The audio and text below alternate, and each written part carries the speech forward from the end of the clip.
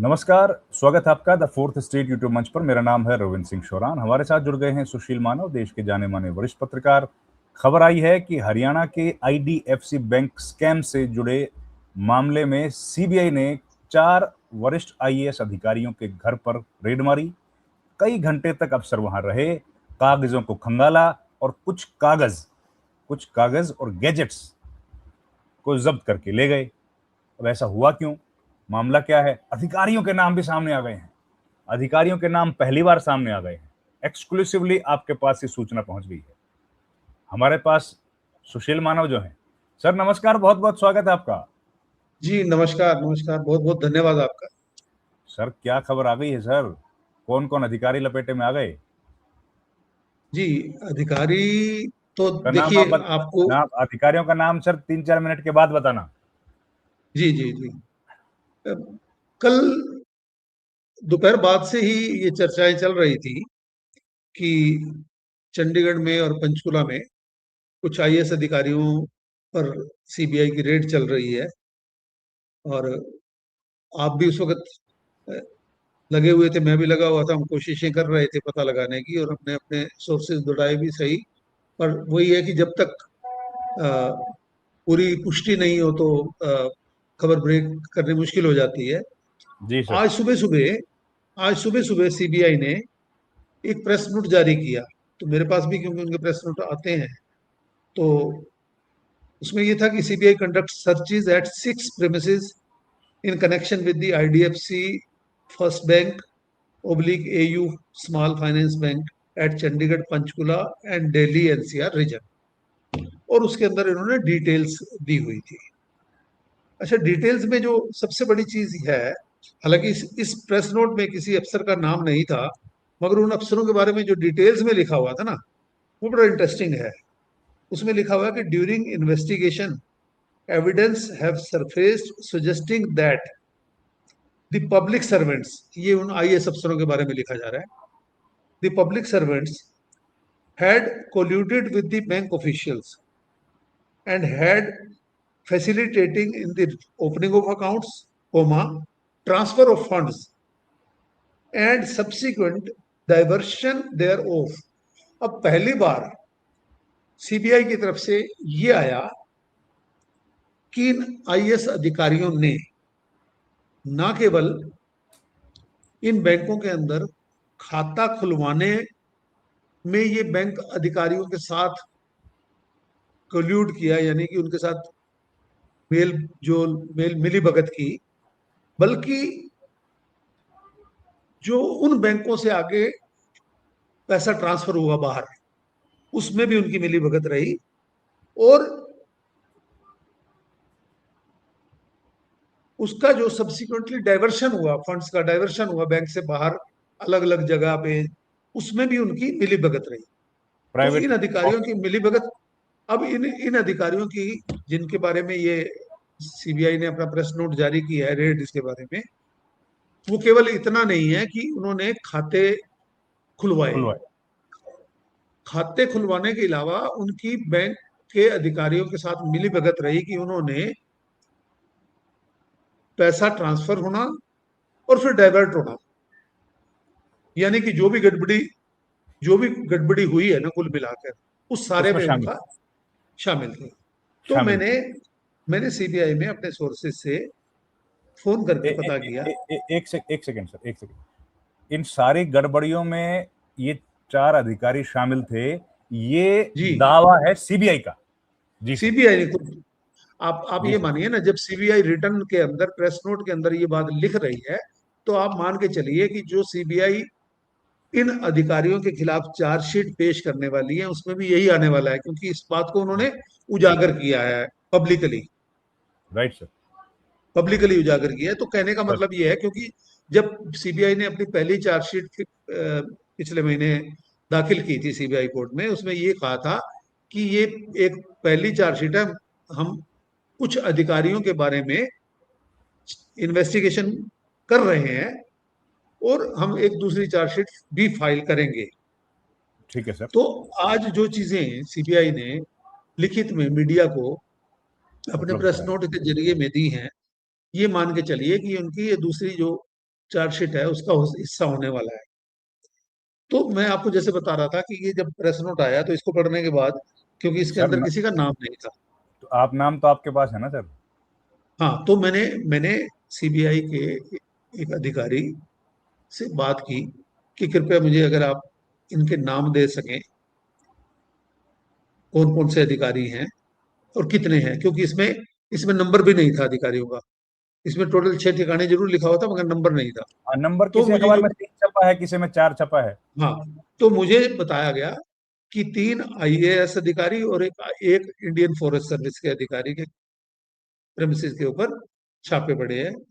जो आईएएस अधिकारी हरियाणा काडर के जिनके निवासों पे, सरकारी तथा प्राइवेट निवासों पे जो छापे हुए हैं, उनमें से एक तो मोहम्मद शाहीन है, राइट। दूसरे पंकज अग्रवाल है और तीसरे प्रदीप कुमार है। ये तीन पंक, आईएएस अधिकारी हरियाणा काडर के। मोहम्मद शाहीन, जी, पंकज अग्रवाल और जी, तीसरे हैं प्रदीप कुमार। प्रदीप प्रदीप डागर भी डागर। लिखते हैं, प्रदीप ठीक है। डागर भी लिखते हैं, प्रदीप कुमार भी। तो प्रदीप कुमार तो अभी इन सस्पेंड चल रहे हैं ना? जी, प्रदीप कुमार और आर के सिंह ये दो सस्पेंड चल रहे हैं। और चौथे जो अधिकारी हैं वो नवनीत कुमार श्रीवास्तव हैं, जो कि इंडियन फॉरेस्ट सर्विसेज के अधिकारी हैं। क्योंकि ये जो सीबीआई ने जो चार्जशीट दाखिल की है वो आईडीएफसी फर्स्ट बैंक और एयू स्मॉल फाइनेंस बैंक में हुए घोटाले के संदर्भ में है, जिसके अंदर हरियाणा के तो 8 डिपार्टमेंट हैं और चंडीगढ़ के दो हैं। एक तो म्युनिसिपल कॉर्पोरेशन चंडीगढ़ है और दूसरे क्रेस्ट चंडीगढ़। क्रेस्ट जो है चंडीगढ़ रिन्यूएबल एनर्जी का जो डिपार्टमेंट है वो है, और उसके ये सीईओ थे नवनीत कुमार श्रीवास्तव। ठीक है अब सर। इसमें जो सबसे बड़ी चीज, एक तो ये मैंने आपको बता दिया कि ये तो जो, एक जानकारी और मांग लूं सर आपसे, क्या क्या बरामद हुआ? जी, इनके पास से उनका ये कहना है कि incriminating documents, digital devices, property documents and other relevant materials have been seized during the search operation। यानी कि कुछ डॉक्यूमेंट्स हैं जो उनको उनके क्रिमिनलिटी को उजागर करते हैं। कुछ डिजिटल डिजिटल डिवाइसेस है जिसके अंदर लैपटॉप हो सकते हैं, आपके मोबाइल फोन हो सकते हैं और डिवाइसेस हो सकते हैं, और प्रॉपर्टी डॉक्यूमेंट्स। अब मैं प्रॉपर्टी डॉक्यूमेंट्स की बात करता हूँ। पंचकुला सेक्टर 6 सबसे पोश इलाका है पंचकुला का, जिसके अंदर बड़े बड़े अधिकारियों के मकान है। वहां पे एक कनाल का एक मकान खरीदा गया है, जो अब उस आईएएस ऑफिसर का अभी नाम मुझे नहीं बताया गया, मगर इन 3 आईएएस ऑफिसरों में से एक है। अच्छा। अच्छा, वो मकान उन्होंने अपने नाम ना खरीद करके अपने किसी रिश्तेदार के नाम खरीदा है। उसकी पूरी पेमेंट हो चुकी है, हालांकि उसकी रजिस्ट्री वगैरह बकाया है, मगर उस खरीद फरोख्त के पूरे जो डॉक्यूमेंट्स हैं वो उस आईएएस अधिकारी के घर से बरामद ओ, हो गए? हुए। हाँ जी, कल की रेड में कि पहले? कल की कुछ डॉक्यूमेंट्स उनके हाथ पहले आ चुके थे, जिसकी वजह से ये रेड्स हुई होंगी ना। Right sir, right. हाँ, तो पंचकुला के अंदर आप लगाइए कि मुझे तो ज्यादा अंदाजा नहीं है, पर मैं किसी से बात कर रहा था कि पंचकुला के सेक्टर 6 में एक कनाल की जो प्रॉपर्टी है वो 20-25 करोड़ से कम की नहीं है आज की डेट।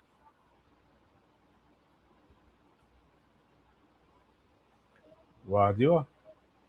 जी, तो वो हमारे पैसे से खरीदी गई है सर वो तो फिर? जी, जी, जी, ये पैसा तो आपका ही है। हाँ, तो अब आईडीएफसी ये बैंक में हमने जमा कराया था, वहां से ये लेके चले गए। 661 करोड़ रुपया आप लोगों का सरकार ने जमा करा रखा था, जो कि लेके गए हैं। लेकिन सर इतने से काम, वैसे तो वही है कि ना, हम लोग तो कर रहे हैं बात, सरकार ने अपनी तरफ से कोशिश की है, लेकिन जी, सर मिनिस्टर को भी रिस्पॉन्सिबल तो होना पड़ेगा, जिम्मेदारी तो उनकी भी तय होनी चाहिए। देखिए फिर भी हम ये कहेंगे कि अभी तक जो सब कुछ हो रहा है वो आपके या मेरे प्रयास से नहीं हो रहा है।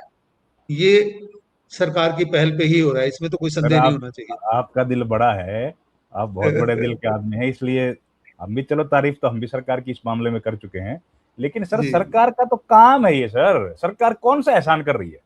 और सरकार सरकार सरकार का जो सरकार के सर, मंत्री, सर सरकार के मंत्री की बीपी की टेबलेट भी हमारी जेब से जाती है सर। बट सरकार नॉर्मली वो काम जो उसको करने चाहिए नहीं करती है, कम से कम ये काम तो उसने किया। मैं, ये इतना ही है, इसका मतलब ये नहीं है कि सरकार के लिए हम लोग बिल्कुल दीवाने हो जाएंगे। नहीं, मैं सरकार ये ने तो नहीं काम कह रहा कि किया। नहीं नहीं सर, मैं मैं ये तो आपको नहीं नहीं कह रहा।